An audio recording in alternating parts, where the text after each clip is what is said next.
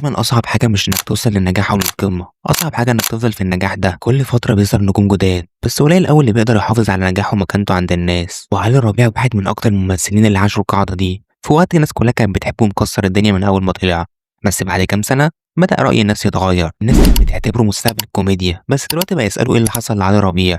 هل المشكلة في اختياراته، ولا نوع الكوميديا نفسه، ولا إيه السبب اللي وصل علي ربيع من القمة للقاع؟ وده اللي هنجاوب عليه في الحلقة دي. علي ربيع ما كانش عنده أي واسطة ولا كان في دماغه إنه يبقى ممثل أصلا، بس كان عنده حاجة مميزة وهي خفة دمه. وعلي ما كانش في دماغه أي حاجة، حتى ما كانش عارف هو عايز يدخل كلية إيه، فدخل كلية تجارة جامعة القاهرة. ومن هنا بدأ علي ربيع إنه يمثل لما مثل في مسرح الجامعة، وساعتها عجبه الموضوع قوي وكان مبسوط الناس بتضحك على اللي بيقوله. بس علي كان عارف إن مسرح الجامعة مش كفاية، عشان كده راح مركز الإبداع الفني، وده من أهم الأماكن اللي طلعت نجوم كتير زي محمد فراج ومحمد ممدوح ومحمد سلام وغيرهم من نجوم كتير دلوقتي، لحد ما بتحصل حاجة هتغير مسيرة نجوم كتير ومن أهمهم علي ربيع. عشان في 2013 كان الفنان أشرف عبد الباقي بيحضر لمشروع جديد اسمه تياترو مصر، والفكرة إن كل أسبوع مسرحية جديدة، والأهم إن كل اللي في المسرحية يبقوا ممثلين شباب. وساعتها ناس كتير وقتها قالوا إن المشروع ده مش هيكمل، بس اللي حصل كان العكس خالص، عشان فجأة بقت ناس كتير عارفة تياترو مصر، وعلي ربيع لفت الأنظار، يمكن عشان كان أكتر واحد عنده مميزات مختلفة زي تعبيرات وشه وطريقة كلامه ورد فعله والطاقة الكبيرة اللي بيطلعها على المسرح، وتحسيه كان حابب اللي بيعمله ومستمتع بيه، ودي حاجة حلوة جدا. كان ممكن يقول جملة عادية بس الجمهور يضحك عليها بسبب الطريقة اللي بيقولها بيها. بعد نجاح تياترو مصر المنتجين والمخرجين بدأوا ياخدوا بالهم من الشباب دول، وبالذات علي ربيع. بس ما ننساش ان علي شارك في اعمال قبل تياترو مصر، بس كانت ادوار صغيره جدا، ممكن تبقى مشهد او اتنين، زي ما شارك في فيلم بنات العم ومسلسل الكبير قوي الجزء الثالث ومسلسل الرجل العناب. بس حتى بعد الادوار الصغيره دي ما كانش حد واخد باله منه، بس في شخص مهم خد باله منه وهو اشرف عبد الباقي. وطبعا كلنا عارفين النجاح اللي حققه تياترو مصر، واتعمل منه 4 مواسم وهم 77 مسرحيه. بس النجاح اللي حققه تياترو مصر اتحول لنجاح اكبر بكتير، ونجاح مش طبيعي لما بقى مسرح مصر. لما كانش فيه عيله في مصر وممكن في الوطن العربي اكيد في شخص في العيله كان بيتفرج على مسرح مصر، ده لما كانش العيلة كلها. مسرح مصر خلى شباب ما حدش يعرفهم بقوا من أكتر الأشخاص المعروفين، ومن أهمهم أكتر واحد ظهر فيهم هو علي ربيع. علي قدم مسرحيات كتير وشخصيات كتير، وكل مرة كان بيقدر يضحك الجمهور، كان بيضحك الناس حتى من غير ما يتكلم، وده خلاه من أشهر الأشخاص اللي بيتعمل عنهم ميمز، وهنتكلم عن ده قدام في الحلقة دي. فبعد النجاح اللي حققه مسرح مصر خلى علي ربيع يشارك في أعمال زي فيلم الحرب العالمية الثالثة وفيلم كابتن مصر ومسلسل مولانا العاشق ومسلسل لهفة، وكانوا أدوار صغيرة برضه، بس دول يعتبروا بعد الموسم الأول والتاني بس من مسرح مصر. بس بعد كل موسم كان النجاح بيكبر أكتر وأكتر، فده بيخليه في 2016 يعمل دور بطولة مطلقة مع كريم فهمي في فيلم حسن وبولس، والفيلم ده كان مهم لعلي ربيع عشان يعتبر أول بطولة، والفيلم كان حلو مش وحش يعني. بس بعدها عمل مسلسل بطولة مع النجوم اللي حققوا نجاح كبير معاه برضه في مسرح مصر، وهم محمد عبد الرحمن توتة وقصقص. والصراحة المسلسل ده كان حلو وكان ناجح وقتها، وكان في ناس بتحبه وبالذات اللي سنهم صغير. وبعدها بيعمل فيلم بطولة مشتركة مع توتة تاني في فيلم خير وبركة، واللي كان فيلم لو بتحب الاتنين دول او نوع الكوميديا اللي بيقدموه فهيعجبك. بس في 2018 بيعمل مسلسل بطولة مطلقة من غير ما يبقى معاه حد تاني، كبطولة مشتركة يعني، وهو مسلسل سكر على اخواتك، والمسلسل ده حلو يعني ممكن اتفرج عليه دلوقتي عادي. وبعدها بيعمل مسلسل فكرة ب1,000,000 جنيه، واللي ما كانش احسن حاجة ويعتبر ما حققش نجاح. بس في فترة الكورونا في 2020 عمل مسلسل بطولة مشتركة مع مصطفى خاطر وهو مسلسل عمر ودياب، وكان في نفس الموسم الرمضاني كان نازل معاه مسلسل رجالة البيت، واللي كان ناس كتير مستنياه. بس اللي حصل ان المسلسل ده طلع عكس المتوقع خالص وما كانش حلو، كانت عليه انتقادات كتير. فمسلسل عمر ودياب كان احسن منه في نفس الموسم، بس طبعا كان في مسلسل كوميدي في نفس الموسم وكان ممكن احلى وانجح مسلسل في الموسم ده، وهو مسلسل ب100 وش. وبعدها عمل بطولة مشتركة ثالث مرة مع توتة في فيلم الخطة العايمة، واللي كان فيلم حلو مع انه متاخد من فيلم هندي، بس كان فيلم كويس ويتشاف. وبعدها بيعمل مسلسل احسن اب، واللي كان مسلسل مش حلو الصراحة. بس لو هتلاحظ ان علي الربيع لما بيعمل بطولة مطلقة مش بقى معاه حد يشيل الكوميديا، ما اكيد مش هيشيل المسلسل لوحده، يعني مسلسل احسن اب يعتبر ما كانش معاه حد يشيل معاه الكوميديا.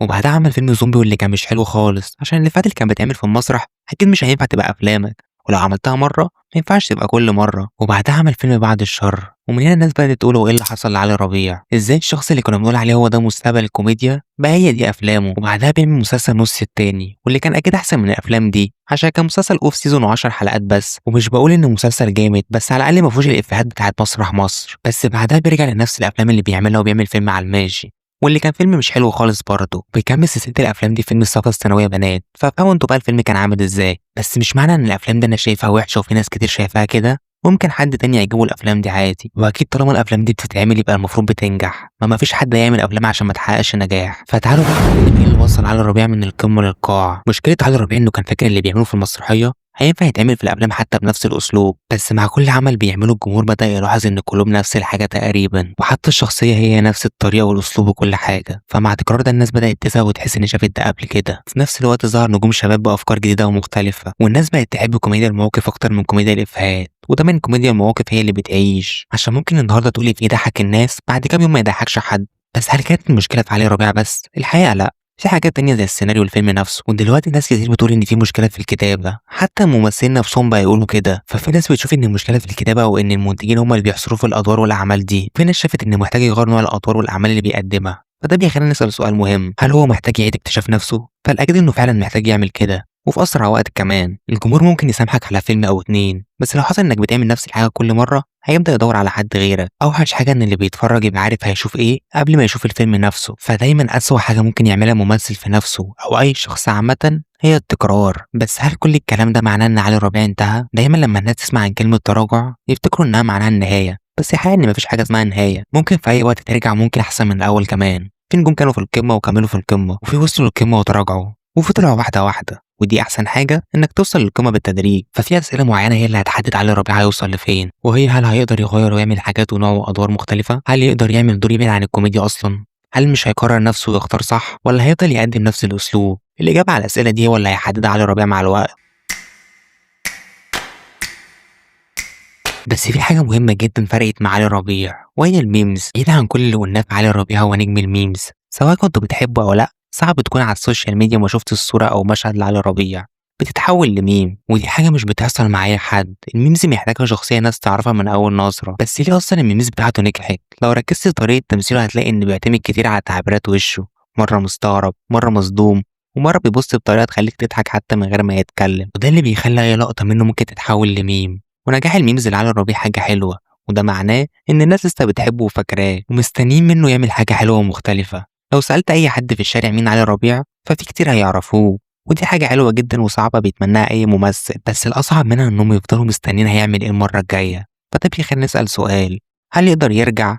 الإجابة أيوة، بس بشرط إنه يغير. يعني مثلا يعمل فيلم كوميدي بس بيعتمد على المواقف أكتر، أو حتى الإفيهات بس إفيهات تعجب الجمهور. دلوقتي دايما التغيير وإنك ما تكررش نفسك دي أهم حاجة هتخليك تستمر. وقصة علي ربيع لحد دلوقتي بتعرفنا إن النجاح السريع مش معناه إن النجاح هيستمر بنفس السرعة. كل مرحلة بيبقى فيه تحدي. في البداية كان التحدي إنه يلاقي فرصة، وبعدها إنه يثبت نفسه، ولما بقى بطل التحدي إنه يحافظ على نجاحه، وده أصعب تحدي فيهم. رحلة علي ربيع قصة أي شخص بدأ من الصفر ونجح بسرعة، بس بعد كده واجه حاجة أصعب من النجاح نفسه، وهي الاستمرارية. والسنين الجاية هي اللي هتحدد علي ربيع هيوصل لفين. قولولي بقى في الكومنتات، شايفين علي ربيع محتاج إيه عشان يرجع تاني للقمة؟ وبس كده، سلام.